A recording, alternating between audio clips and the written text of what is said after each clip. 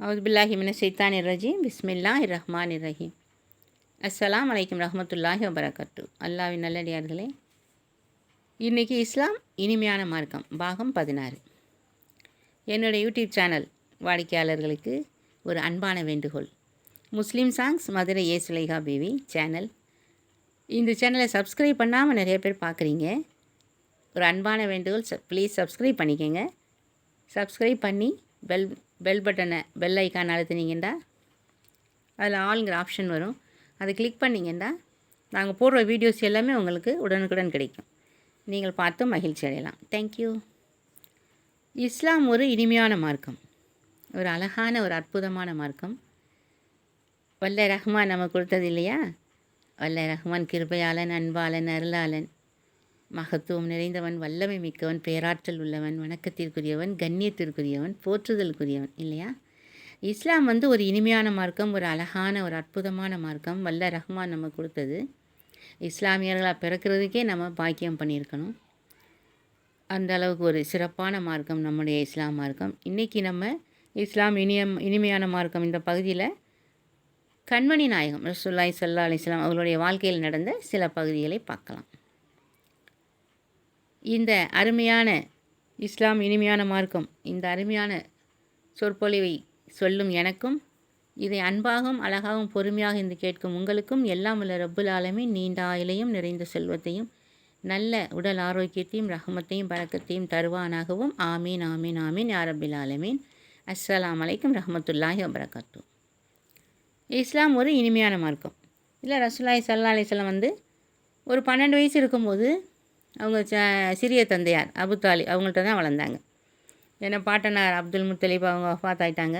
அதுக்கு பின்னாடி ஒரு 12 வயசு இருக்கும் கண்மணி நாயத்துக்கு.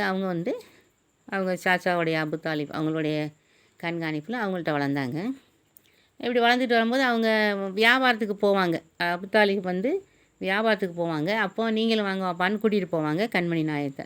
சரிங்க வாப்பா நானும் வரேன் அப்படின்னு சொல்லி கடல் மார்க்கமாக தான் போவாங்க. அப்போ கடல் மார்க்கமாக போய் வியாபாரம் பண்ணுவாங்க. கண்மணி நாயம் போகும்போது சொல்ல வேணாம், வியாபாரம் அமோகமாக நடக்கும். எல்லாருமே அவங்களுக்காகவே காத்து கிடந்து வாங்குவாங்க. ஏன்னு கேட்டால் சரக்கு எடுத்துகிட்டு போய் அவங்க வியாபாரம் பண்ணும்போது பொதுவாக ஜவுளி வியாபாரம் தான் நிறையா பண்ணாங்க கண்மணி நாயகம். அப்படி பண்ணும்போது உண்மையை சொல்லி வியாபாரம் பண்ணுவாங்க. சின்ன சின்ன மிஸ்டேக் இருந்தாலும் இந்த சாரீஸில் சின்ன சின்ன மிஸ்டேக் இருக்குது, ஆனால் பார்க்குறதுக்கு நல்லதாக தான் தெரியும். ஒன்றும் உங்களுக்கு தெரியாது, பார்க்குறதுக்கு அந்தளவுக்கு தெரியாது. இது கொஞ்சம் மிஸ்டேக் இருக்குது, குறைச்சி வாங்கிக்கோங்க, குறைச்சி விலைக்கே தர்றேன் அப்படிங்கிற மாதிரி சொல்லுவாங்க. அதுவும் போக அதிகமான லாபம்லாம் வைக்கவே மாட்டாங்க. கண்மணி நாயகம் ரொம்ப ஆண்டவன் மீது ரொம்ப நம்பிக்கை உள்ளவங்க இல்லையா? அல்லாஹ்வின் இறை தூதர் அவங்க, அல்லாஹ்வுக்கு பிடிச்ச நபி அவங்க. அதனால் ரொம்ப நியாயமாக ரொம்ப நேர்மையாக நடப்பாங்க. அதனால் சின்ன சின்ன கொஞ்சம் கொஞ்சம் லாபம் வச்சா போதும் அப்படின்ட்டு நிறையா தள்ளிடுவாங்க. அப்போ நிறையா மக்கள் இவங்களுக்காகவே காத்துக்கிட்டு இருந்து முஹம்மது ஸல்லல்லாஹு அலைஹி வஸல்லம் அவங்க வரட்டும், அவங்க வந்தோம் அவங்கள்ட்ட வாங்குவோம் அப்படின்னு சொல்லி காத்து கிடந்து வாங்குவாங்க. 2000 பேர் 3000 பேர்னு இவங்க கடல் மார்க்கமாக போகணும் இல்லையா? அந்த இடத்துக்கு போகிறதுக்கு முன்னாடியே 2000 பேர் 3000 பேர் அங்கே காத்திருப்பாங்க. அந்தளவுக்கு சிறப்பாக வியாபாரம் பண்ணுவாங்க கண்மணி நாயகம். அப்படி வியாபாரம்லாம் நல்லபடியாக அமோகமாக போயிட்டுருக்கும். நல்லபடியாக முடிச்சுட்டு வீட்டுக்கு வருவாங்க. அப்படி வரும்போது ஒரு மறுநாள் வேலையை முடிச்சுட்டு வந்துடுறாங்க. வியாபாரம்லாம் முடிச்சுட்டு அப்புறம் மறுநாள் ஒரு தம்பதிகள் வராங்க, கல்யாணம் முடிச்ச தம்பதி. ஆனால் வயசாகிடுச்சு அவங்களுக்கு. அவருக்கு ஒரு 45 வயசு இருக்கும், இந்த அம்மாவுக்கு ஒரு 40 வயசு இருக்கும். அவங்க ரொம்ப நாள் குழந்தை இல்லை அவங்களுக்கு. அவங்க என்ன வியாபாரம் பண்ணுறாங்கன்னா, பால் மாடு வச்சு பால் கறந்து வியாபாரம் பண்ணுறாங்க. அதில் ஒரு சொட்டு தண்ணி கூட கலக்காமல் நேர்மையான முறையில் வியாபாரம் பண்ணுறாங்க. அப்படி இருக்கும்போது அவங்களுக்கு குழந்தை இல்லை. அதனால் அப்போ அக்கம் பக்கத்தில் உள்ளவெல்லாம் சொல்கிறாங்க, நீங்கள் இவ்வளோ நாள் உங்களுக்கு குழந்தை இல்லாமல் இருக்கே, உங்களுக்கு வாரிசு வேணும்ல, இப்படி பேசாமல் இருக்கீங்களே, நீங்கள் போய் முஹம்மது ஸல்லல்லாஹு அலைஹி வஸல்லம் அவங்ககிட்ட போய் நீங்கள் சொல்லுங்கள், அவங்க துவா பண்ணுவாங்க, உங்களுக்கு குழந்தைய பிறக்கும் ஆண்டவனுடைய கிருபையில் அப்படின்னு சொல்கிறாங்க. அப்படியா சரின்னு சொல்லி அவங்க எல்லோரும் வர்றாங்க. அவங்க 2 பேரும் வர்றாங்க, தம்பதி சகிதமாக கண்மணி நாய்கிட்ட வர்றாங்க. வாப்பா இந்த மாதிரி துவா பண்ணணும் எங்களுக்காக, எங்களுக்கு குழந்தை இல்லை அப்படின்னு சொல்லி சொல்கிறாங்க. அப்படியான்னு சொல்லிட்டு வீட்டிலேருந்து அவங்க சாச்சிமா இருக்காங்களே அவங்ககிட்ட வெள்ளை கட்டி கொண்டாங்கம்மான்னு சொல்கிறாங்க. வெல்லம் அதை அப்போ உடச்சி போட்டு வச்சுருப்பாங்க. இந்த டீ காஃபி எல்லாம் தேநீர்லாம் தயாரிப்போம்ல, அதுக்காகவே வச்சுருப்பாங்க. பெரும்பாலும் எல்லார் வீட்லேயும் வெல்லம் இருக்கும். அதை உடச்சி டப்பாவில் பாக்ஸில் போட்டு வச்சுருப்பாங்க. அதை எடுத்துகிட்டு வாங்கம்மான்னு சொல்லி அதை கொண்டாந்தாங்க. அதில் 2 இதை எடுத்து இவங்களுக்கு ஒரு பீஸ் அவங்களுக்கு ஒரு பீஸ் கொடுத்து ஆண்டவன்ட்ட துவா பண்ணிவிட்டு கண்மணி நாயம் கொடுக்குறாங்க, இது சாப்பிடுங்க அப்படின்னு சொல்லி. அதை வாங்கி சாப்பிட்றாங்க. நல்லபடியாக அல்லாவுடைய கிருபையை கொண்டு ஆண்டவனுடைய கிருபையை கொண்டு குழந்தை பிறக்கும் அப்படின்னு சொல்லி அனுப்புகிறாங்க. இறைவன் கிருபையை கொண்டு உங்களுக்கு குழந்தை பிறக்கும் அப்படின்ட்டு. அதை வெள்ளைக்கட்டி சாப்பிட்டு அவங்க போயிட்டாங்க. போய் ஒரு 3 மாதத்துல அந்த அம்மா கர்ப்பமாயிடுறாங்க. கர்ப்பமாகி குழந்தை பிறந்துடுது. அழகான ஆண் குழந்தை பிறக்குது. பிறந்து 3 மாதம் ஆனோடனே திரும்ப தூக்கிட்டு வர்றாங்க இங்கே கண்மணி நாயகத்திட்ட. தூக்கிட்டு வந்து, பாப்பா நீங்கள் தான் நல்ல பேராக வைக்கணும் வைங்க அப்படின்னு சொல்லி கண்மணி நாயகம் அப்துல்லா அப்படின்னு பேர் வைக்கிறாங்க. அவங்க தகப்பனார் பேரே வைக்கிறாங்க, தந்தையார் பேரை அப்துல்லான்னு வைங்க அப்துல்லான்னு வைக்கிறாங்க. அது சந்தோஷமாக அவங்க குழந்தைய தூக்கிட்டு போகிறாங்க. இப்படியே ஒரு நிறைய அற்புதங்கள் சின்ன வயசுலேருந்தே பண்ண ஆரம்பிச்சிட்டாங்க. 3 வயசுலேருந்தே அற்புதங்கள் நிறைய பண்ணுறாங்க. வாய் பேச முடியாத குழந்தைய பேச வைக்கிறாங்க, நடக்க முடியாத குழந்தைய நடக்க வைக்கிறாங்க. எல்லாமே அல்லாட்ட துவா பண்ணோடனே ஆண்டவன் அவங்களுக்கு துவாவை ஏற்றுக்கிட்டு உடனே அதை கிருபை செய்கிறான் வல்ல ரஹ்மான் அவங்களுக்கு. ஒரு தேள் கூட அவங்கக்கிட்ட கருந்தேல் போய் நிற்கும். 3 வயசு குழந்தையாக இருக்கும்போது உட்காந்து விளையாண்டுட்டு இருப்பாங்க. அப்போ போய் நிற்கும். பார்த்துட்டு அவங்களுக்கு சலான் சொல்கிற மாதிரி கீழே தலையை வச்சுட்டு போயிடும். ஆக அந்த மாதிரி நிறைய அற்புதங்கள் அவங்க வாழ்க்கையில் நடந்திருக்கு. நிறைய அதிசயங்கள் நடந்திருக்கு. வல்ல ரஹ்மான் அவங்களுக்கு அவ்வளோ அதிசயத்தை காட்டான் செய்ய சொல்லி அந்த மாதிரி அற்புதங்கள் நடக்கும் அவங்க வாழ்க்கையில். அந்த மாதிரி இருக்குது. அப்புறம் வியாபாரம் நல்லபடியாக நடந்துக்கிட்டு இருக்குது. அமோகமாக நடக்குது. அப்போது ஒரு நாள் வியாபாரத்துக்கு கடல் மார்க்கமாக தானே போகிறாங்க. போகும்போது அந்த கடற்கரை பக்கம் தான் அடிக்கடி போவாங்க. கண்மணி நாய் வந்து சாதாரணமாகவே சும்மா வாக்கிங் போகிற மாதிரிலாம் போவாங்க. அப்படி போகும்போது ஒருத்தர் படகு வச்சுட்டு உட்காந்துருக்காரு.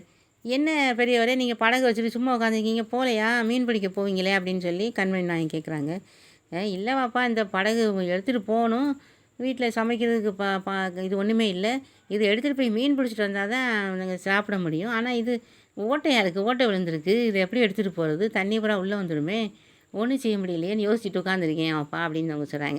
அப்படியா, இந்த வரேன் அப்படின்னு சொல்லிட்டு கிட்டே போய் கண்மணி நாய் என்ன செய்கிறாங்க, அந்த கிடக்கிற மண் இருக்கு இல்லையா, அதை அள்ளி கையில் அப்படி ஒரு பிடிச்சி அந்த ஓட்டை இருக்குல்ல அந்த படகுல அந்த ஓட்டையில் அப்படியே வச்சு அப்படியே அதை அமுத்துறாங்க, அப்படியே அமுக்குறாங்க. அதை அப்படியே வச்சு பொத்துறாங்க அந்த ஓட்டையில். அது அப்படி நின்றுக்குருச்சு. இதே என்னப்பா நீங்கள் மண்ணை எடுத்து அப்படியே வைக்கிறீங்களே, அது எப்படி நிற்கும் அப்படிங்கிற மாதிரி அவர் கேட்குறாரு அந்த பெரியவர். இல்லை பெரியவர், அது நின்றுக்கிறோம், அல்லாட்ட துவா பண்ணிட்டு தான் வைக்கிறாங்க, அதனால் அது நின்றுக்கிறோம், ஒன்றும் ஆகாது, அதெல்லாம் ஆண்டையன் பார்த்துப்பான் அப்படிங்கிறாங்க. ஆண்டையன் பார்த்துப்பானா, சரி நீங்கள் சொன்னால் சரியாக தான் இருக்கும் அப்படின்னு சொல்லிட்டு அவர் படகு எடுத்துகிட்டு போயிடறாரு. அது ஒன்றுமே ஆகலை. அது சிமெண்ட் வச்சு அடைச்சா எப்படி கட்டியாக பிடிச்சிருக்கும் அந்த மாதிரி பிடிச்சிக்கிச்சு. எல்லாம் வல்ல ரஹ்மானுடைய கிருபை, வல்ல ரஹ்மான் கருணையாளன் இல்லையா, அதனால் அது நல்லா அப்படியே அப்பிக்கிருச்சு. அவர் போயிட்டு நல்லபடியாக மீன் பிடிச்சிட்டு வந்துட்டார். அது கண்மணி நாய் வீட்டுக்கு வந்துட்டாங்க. அவங்க மண்ணை வச்சு அப்படியே கொடுத்துட்டு அப்புறம் ஒரு வாரம் சென்று அந்த பக்கமாக போகும்போது இவர் மீன் பிடிச்சிட்டு வர்றாரு. அந்த சமயம் கரெக்டாக நாயகம் போகிறாங்க. போகும்போது கடற்கரைக்கு போகும்போது, வாப்பா நில்லுங்க நில்லுங்கன்னு அவர் கூப்பிட்றாரு. என்ன சொல்லுங்கள், என்ன பெரியவரேன்னு கேட்குறாங்க. இருங்க இந்த வாரேன்னு சொல்லிட்டு அன்றைக்கி நிறைய மீன் கிடச்சிருக்கு அவருக்கு. பெரிய பெரிய மீன்லாம் கிடச்சிருக்கு. சீலா மீன், நெய் மீன் சொல்லுவோம் இல்லையா, அந்த மீன்லாம் நிறைய மீன் கிடச்சிருக்கு, பெரிய பெரிய மீனாக கிடச்சிருக்கு. இருங்க அப்போ அந்த வந்துடுறேன் அப்படின்னு சொல்லி அவர் பெரிய பெரிய மீன் 2 பெரிய மீன் சீலா மீன், நெய் மீன் எடுத்துகிட்டு வந்து, இதை கொண்டுட்டு போங்க வீட்டுக்கு, இதை கொண்டுட்டு போய் சமைக்க சொல்லுங்கள். இது எனக்கு எதுக்கு வேணாமே அப்படிங்கிறாங்க. சும்மா எடுத்துகிட்டு போங்க வாப்பா, நான் அன்பளிப்பாக தானே தர்றேன், ஏன்னா பிரியமாக தர்றேன், வாங்கிக்கோங்க வாப்பா அப்படின்னு சொல்கிறாங்க. அப்படியா சரி தாங்கன்னு சொல்லி வாங்கிக்கிறாங்க. வாங்கிட்டு போய் அவங்க சின்னம்மாட்ட சாச்சிம்மாட்ட கொடுத்து இது சமையல் பண்ணுங்கம்மா, மீன் வியாபாரி கொடுத்தாருன்னு, அப்படியே அப்பா கொடுங்கன்னு சொல்லி வாங்கி அவங்க சமைக்கிறாங்க. இந்த மாதிரி நிறைய கண்மணி நாயத்தோடைய வாழ்க்கையில் நிறைய அற்புதங்களும் அதிசயங்களும் நடக்குது. இப்படி இருக்கும்போது ஒரு கடல் கொள்ளையர்கள், இப்போ கடல் மார்க்கமாக இப்போ வியாபாரம் பண்ணுறாங்கல்ல, அந்த கொள்ளைக்காரங்க என்ன பண்ணுறது, அந்த கடல் மார்க்கமாக போகிற வியாபாரிகள்கிட்ட பணம்லாம் வச்சுருப்பாங்கல்ல, பணம் வச்சுருப்பாங்க, இந்த மிச்ச சரக்குலாம் வச்சுருப்பாங்க, வியாபாரம் பண்ணி திரும்பும்போது அதை வந்து கடல் கொள்ளையர்கள் வந்து அபகரிச்சுட்டு போயிடுறது. கத்தி அது இதுன்னு சொல்லி கொண்டாடும் போது, இங்கே கொடுக்குறியா உன்னைய கொன்றுவேன் அப்படின்னு சொல்லி பயங்காட்டும் போது கொடுத்துருவாங்கல்ல. இந்த மாதிரி நடக்குது. இதை வந்து கண்மணி நாயத்தில் வந்து அவங்க சொல்கிறாங்க, இந்த மாதிரி நடக்குது வாப்பா அப்படின்னு சொல்லும்போது, அப்படியா நாளைக்கு போகும்போது நான் வர்றேன் அப்படிங்கிற மாதிரி போய் அது ஆண்டவன்கிட்ட துவா பண்ணோடனே அவங்கெல்லாம் பறந்து ஓடிடுறாங்க. அடித்து தோம்சம் பண்ணி எல்லாத்தையும் விரட்டி விட்டுறாங்க. ஒரே ஓட்டம் ஓடி போயிடுறாங்க அல்லாஹ்வுடைய கருணையால். அது போயிட்டாங்க. அப்புறம் ஒரு விஷயம் என்ன நடக்குதுன்னா, மக்காவில் தவாப் பண்ண வர்றாங்க, செய்ய வர்றாங்க. அந்த மக்களையும் அவங்க விடுறதில்ல. என்ன பணம் கொண்டாந்துருக்கியா, என்ன கொண்டாந்துருக்க, கையில் என்ன வச்சுருக்க, எல்லாத்தையும் கொடு அப்படின்னு சொல்லி அது ஒரு கொள்ளை கூட்டம். அது வேறு கொள்ளையர்கள் கூட்டம். இது வேறு கடல் கொள்ளையர், இது வேறு, அது வேறு. அந்த கூட்டம் வந்து அங்கே தவாப் செய்ய விடாமல் மக்களை போட்டு பாடாப்படுத்தி அவங்க கொண்டாந்துருக்க பொருட்கள் இந்த இதெல்லாம் பணம் எல்லாத்தையும் பிடுங்குறது, இந்த மாதிரி பண்ணிக்கிட்டு இருந்தாங்க. அதே வந்து அவங்க அபு தாலிப் அப்போ வந்து தலைவராக இருக்காங்க. அப்துல் முத்தலீப் வபாத் ஆகிட்டாங்க இல்லையா, அதனால் அவங்க மகனை தலைவராக்கியிருக்காங்க. அதனால் அபு தாலிப் இருக்காங்க அந்த பதவியில். அப்போ இவங்ககிட்ட போய் சொல்லுவோம், மக்காவுக்கு அவங்க தான் தலைவராக இருக்கான்னு போய் சொல்லும்போது அவங்க சொல்கிறாங்க, வாப்பா இது என்னென்னு போய் பாருங்களேன், இந்த மக்கள்லாம் கஷ்டப்படுறாங்களே, ஒழுங்கா தவா பண்ண விட மாட்டேங்கிறாங்களாம்ல, கொள்ளைக்காரங்க வந்து அநியாயம் பண்ணுறாங்களான்னு நான் போய் பார்க்குறேன் அப்பான்னு சொல்லி அதையும் அவங்களையும் அடித்து விரட்டிட்டாங்க. அவங்க ஓடியே போயிட்டாங்க. அதோட எல்லாமே அல்லாஹ்வுடைய கிருபையை கொண்டு நடக்குது. அல்லாஹ்ட்ட துவா பண்ணோன்னா அவங்களுக்கு எல்லாமே அல்லாஹ் நடத்தி கொடுக்குறான். அவங்களையும் விரட்டி விட்டு அவங்க பூரா அடித்து விரட்டி விட்டாங்க, ஓடி போயிட்டாங்க. அதோட நிம்மதியாக மக்கள் வந்து தவா பண்ணுறாங்க. எல்லா மக்களுக்கும் சந்தோஷமாயிருச்சு. இப்படி நிறைய கண்மணி நாயகத்தோடைய வாழ்க்கையில் நிறைய அதிசயங்களும் அற்புதங்களும் நடக்குது. அப்புறம் இவங்கள சின்ன பிள்ளையிலேருந்தே கடத்திட்டு போகணுன்னு சொல்லி ஒரு சாமியார் இருந்தான். அவன் நிறைய அது இதில் மந்திரவாதி, சாமியார் இல்லை மந்திரவாதி. அவன் என்ன பண்ணுறான், இவங்க சின்ன பிள்ளையிலேருந்து நிறைய அதிசயம் பண்ணுறாங்களே, நடக்க முடியாத குழந்தைய நடக்க வைக்கிறாங்க, தண்ணி இல்லாத காலத்தில் தண்ணியை வர வைக்கிறாங்க, சௌரியம் இல்லாத பிள்ளையை சௌரியப்படுத்துகிறாங்க, இப்படி அதிசயம்லாம் பண்ணுறாங்களே, இவங்கள கொண்டு போயிட்டோம் நம்ம கடத்திட்டு போயிட்டோம்னா நம்ம இதை வச்சு நல்லா பெரிய பணக்காரன் ஆயிடலாம், காசு சம்பாதிக்கலாம் அப்படிங்கிற மாதிரி அவன் சின்ன பிள்ளையிலேருந்தே கடத்துறதுக்கு ட்ரை பண்ணிகிட்டே இருக்கான். பல தடவை ட்ரை பண்ணுறேன், ஆனால் அதனால் முடியல. என்னென்னு கேட்டால் வல்ல ரஹ்மான் கண்மணி நாயகத்துக்கு பாதுகாப்பு போட்டிருக்கான். மலக்குமார்கள் அவங்க கூடவே இருக்காங்க. அவை வந்தாலே அவங்க அடித்து துவம்சம் பண்ணி பற்றி விட்டுருவாங்க, விரட்டி விட்டுருவாங்க. அந்த மாதிரி மலக்குமார்கள் கூடவே இருப்பாங்க. முதல்ல சின்ன பிள்ளையா இருக்கும்போது கூட கண்மணி நாயகத்துக்கு தெரியாது அவங்க இருக்கிறது. அப்புறம் வளர வளர அவங்க பேச ஆரம்பிச்சிட்டாங்க இல்லையா, மலக்குமார்கள் பேச ஆரம்பிச்சிட்டாங்க. இதான் அப்பா இதான் அப்பான்லாம் சொல்ல ஆரம்பிச்சிட்டாங்க. ஆனால் தெரிஞ்சுக்கிச்சு. அதனால் வல்ல ரஹ்மான் வந்து அவங்களுக்கு மிகுந்த பாதுகாப்பு கொடுத்துருந்தான். மலக்குமார்கள் எப்போவுமே கூட இருப்பாங்க. அதனால் அந்த மந்திரவாதி வந்து கடத்திட்டு போக முடியல. ஒரு தடவை அவனேலாம் வந்து ட்ரை பண்ண பார்க்குறேன். அப்போ பார்க்கும்போது மலக்குமார்கள் அடித்து விரட்டி விட்டாங்க, ஓடி போயிட்டான். என்ன இப்படி இருக்குது, ஒன்றும் செய்ய முடியலன்னு சொல்லி யோசிச்சுட்டுலாம் இருக்கேன். அப்புறம் வந்து இவன் சரியாக வரமாட்டான் போலையே அப்படின்னு சொல்லிட்டு ஒரு நாள் என்ன நினைக்கிறாங்க, கண்மணி நாயகம் இவனை போய் சரி பண்ணணுமே அப்படின்னு சொல்லி அவங்க தோழர்கள் வந்து சின்ன பிள்ளையிலேருந்தே ஃப்ரெண்டாக இருந்தவங்க, நண்பர்களாக இருந்தது. பின்னாடி சகாபாக்கள் வந்து அவங்க தான் சின்ன வயசுலேருந்தே அவங்களுக்கு தோழர்களாக இருந்தவங்க தான் சகாபாக்கள் நம்ம சொல்கிறது. பெரியவங்களானவங்களும் அவங்க கூடயே இருந்தாங்க. அப்போ அவங்களோட தோழர்கள்லாம் சொல்லும்போது நம்ம சாச்சாட்ட சொன்னால் வேணான்னு சொல்லுவாங்களே, என்ன செய்கிறது அப்படின்னு கேட்கும்போது, இல்லை சும்மா வெளியே போயிட்டு வரோம் அப்படிங்கிற மாதிரி சொல்லிட்டு போவோம் அப்படிங்கிற மாதிரி, கொஞ்சம் தூரம் போயிட்டு வரோம்ப்பா, சரி போயிட்டு வாங்கன்னு சொல்லிட்டாங்க. இந்த மந்திரவாதியை பார்க்க போகிறேன்னு விட மாட்டாங்கல்ல, பயப்படுவாங்கல்ல. அதோட எல்லாரோடையும் தோழர்களோட எல்லோரும் போகிறாங்க. தோழர்கள்லாம் கேட்குறாங்க, இந்த கத்தி அருவாள் இதெல்லாம் தூக்கிட்டு, அதெல்லாம் ஒன்று வேணாம், சும்மா வாங்க போய் பார்ப்போம் அப்படிங்கிற மாதிரி உள்ளே போய் பார்க்கும்போது, நீங்களாம் வர வேணாம், நீங்கள் இங்கேயே நீங்கள், நான் மட்டும் முதல்ல போய் பார்க்குறேன் என்ன செய்யலான்னு சொன்னால் அவன் உள்ளே நினைத்தியா வச்சு சாமி கும்பிட்டுக்கிட்டு இருக்கான். அந்த ஆள் மந்திரவாதி இல்லையா, மந்திரம் பண்ணிக்கிட்டு இருக்கான். அப்போ வந்து அல்லாஹ்வுடைய கிருபையை கொண்டு அவனை ஒரே வெட்டி தலை தனியாக போயிடுது. எல்லாமே அல்லாஹ்வுடைய கிருபையை கொண்டு எல்லாமே அற்புதமாக நடத்தி முடிக்கிறாங்க. அதோட அவன் இறந்து போயிட்டான். அந்த தீ பிடிச்சி, அதாவது வெட்டலை, அவன் என்ன பண்ணிட்டாங்கன்னா அண்ணனோட துவா பண்ணோடனே முன்னாடி வச்சுருக்கான்ல தீ, அந்த தீ எரிஞ்சிக்கிட்டு இருக்குல்ல, அந்த தீயை அவனை வந்து பிடிச்சி எரிக்கிற மாதிரி வல்ல ரஹ்மான் பண்ணிட்டான். ஆமாம், வெட்டலை, வல்ல ரஹ்மான் அப்படி பண்ணிட்டான். அந்த தீ வந்து அவன் மேலே பிடிச்சிருச்சு. அந்த தீ முன்னாடி வச்சு பூஜை பண்ணிகிட்டு இருந்தான் இருந்தாலும் அந்த தீ ஆண்டவன் இது பண்ணோடனே அந்த தீ வந்து அவன் மேலே பிடிச்சிருச்சு. பற்றி எரிஞ்சு அவன் ஆன்னு கத்தி அந்த அலறி செத்து போயிட்டான். அந்த இது ஃபினிஷ் ஆயிடுச்சு. இப்படி நிறைய அற்புதங்களும் அதிசயங்களும் நடத்தின கண்மணி நாயகம். அப்போ வந்து 20 வயசு இருக்கும்போது அவங்க ஒருத்தர்கிட்ட ஜவுளி வாங்கி இது வியாபாரம் பண்ணிகிட்டு இருந்தாங்க. பண்ணிகிட்டு இருக்கும்போது அந்த ஒரு 3 வருஷம், ஒரு 23 வருஷம், 23 வயசு ஆகும்போது 3 வருஷத்தில் அவர் அந்த ஜவுளி கொடுத்தவர் வஃபாத்தாயிடுறாரு. அதுக்கப்புறம் தான் அவங்க ஹதீஜா அம்மாட்ட சரக்கு எடுக்கிறதுக்காக வர்றாங்க. 23 வயசில் வர்றாங்க. வந்து சரக்கு எடுத்து அப்புறம் 2 வருஷம் நல்லபடியாக வியாபாரம் நடந்துக்கிட்டு இருக்குது. அமோகமாக சேல்ஸ் ஆகிட்டுருக்கு, நல்லபடியாக நடந்துக்கிட்டு இருக்குது.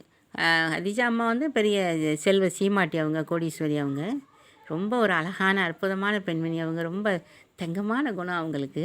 ரொம்ப ஒரு அமைதியாக, ரொம்ப ஒரு பொறுப்பான ஒரு செல்வ சீமாட்டி அவங்க. பெரிய வியாபாரம் நடக்கும்போது பெரிய கோடீஸ்வரி. நிறையா ஜவுளி வியாபாரம் நிறையா பண்ணாங்க. எல்லாருமே அவங்கள்ட்ட தான் வந்து ஜவுளி வாங்குவாங்க. அந்தளவுக்கு அவங்க பெரிய செல்வ சீமாட்டியாக இருந்தாங்க அந்த ஊரில். அப்போ அவங்ககிட்ட வந்து இவங்க ஜவுளி வாங்க வர்றாங்க. முதல்ல 3 வருஷமாக அவர்கிட்ட வாங்கிட்டு இருந்தாங்கல்ல, அவர் வந்து வஃபாத்தாயிறார். அதனால் அவங்க பிள்ளைகள் ஜவுளி வியாபாரம் பண்ணுவாங்களான்னு கேட்கும்போது அவங்க மனைவி சொல்கிறாங்க, அந்த இறந்து போனாங்களா, அவங்க மனைவி சொல்லுது, இல்லையே அப்பா, இவங்களுக்கெல்லாம் ஜவுளி வியாபாரம் பண்ண தெரியாது, என் பிள்ளைகளுக்கெல்லாம். நீங்கள் நான் இப்போ வேறு யார்ட்டையாச்சும் வாங்கிக்கலாமான்னு கேட்குறாங்க கண்மணி நாயகம். வாங்கிக்கோங்களேன், வாங்கி நல்லபடியாக பண்ணுங்க அப்படின்னு சொல்கிறாங்க. அதுக்கப்புறம் தான் இங்கே ஹதீஜா அம்மாட்ட வர்றாங்க. வந்து ஜவுளி வியாபாரம் பண்ணி நல்லபடியாக சேல்ஸ் நல்லபடியாக நடந்துக்கிட்டு இருக்கு அமோகமாக.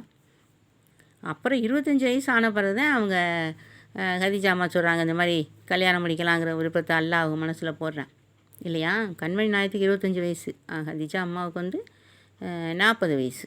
அப்போ அந்த நேரத்தில் தான் அப்போ தான் அவங்களுக்கு ஆண்டவன் வந்து அந்த எண்ணத்தை அவங்களுக்கு போடுறேன், இந்த மாதிரி இவங்கள நீங்கள் நிக்கா முடிச்சுக்கோங்க அப்படிங்கிற மாதிரி. அதனால தான் நம்ம நான் வந்து நிக்கா முடிக்கணும்னு நினைக்கிறேன், என்ன சொல்கிறீங்கன்னு கேட்குறாங்கன்னு சொல்கிறோம்ல, அப்போ தான் அவங்க கேட்டது. அதுக்கப்புறம் அல்லாஹ்வுடைய கிருபையை கொண்டு அவங்களுக்கு நல்லபடியாக வல்ல ரஹ்மான் நிக்காவை முடித்து வச்சான்.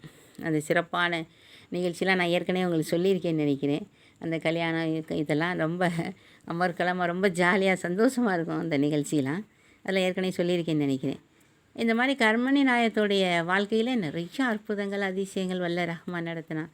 ஆண்டவனுக்கு பிடிச்ச ஹபீப் இல்லையா அவங்க, அல்லாவுடைய ஹபீப், என்னுடைய ஹபீப் அப்படின்னு நல்லா பெருமையாக சொல்லுவேன், சந்தோஷமாக சொல்லுவேன். அவங்களுடைய செலவாத்தை ஓதும்போது அல்லாஹ் ரொம்ப சந்தோஷப்படுறேன். நபிகள் நாயகத்துடைய செலவாத்தை நம்ம ஓதணும்னு சொன்னால் வல்ல ரஹ்மான் ரொம்ப பிடிக்கும். அவனும் செலவாத் சொல்லுவான். அதை சொல்கிறாங்கல்ல, வானவர்கள்னு சொல்லுவாங்க, அல்லாவும் சொல்லுவான் அவங்களுக்கு செலவாத்து அப்படின்ட்டு. அதனால் செலவாத்தை நம்ம மறக்காமல் ஓதிக்கிட்டே இருக்கணும். வல்ல ரஹ்மான் நம்மளுக்கு நிறைய நிறைய பாக்கியங்களை கொடுப்பான். சொர்க்கத்தில் அரசராக இருப்பாங்க நம்ம கண்மணி நாயகம். அவங்களோட சொர்க்கத்தில் நம்ம அவங்க கீழே அவங்க காலடியில் உட்கார்ந்து அவங்களுடைய உபதேசங்களை கேட்கணும். வல்ல ரஹ்மான் அந்த பாக்கியத்தை நம்மளுக்கெல்லாம் தரணும்னு சொல்லி நம்ம துவா பண்ணணும். வல்ல ரஹ்மான் அந்த பாக்கியத்தை நம்மளுக்கு தரணும். ஆமீன். அந்த மாதிரி சொர்க்கத்தின் அரசராக நம்ம கண்மணி நாயகம் இருக்காங்க. அல்லாஹ்வுடைய கிருபையை கொண்டு நம்ம எல்லோரும் சொர்க்கம் போகணும், ஜன்னத்துல் ஃபிர்தௌஸ் சொர்க்கம் கிடைக்கணும்னு சொல்லி எல்லோரும் துவா பண்ணுவோம்.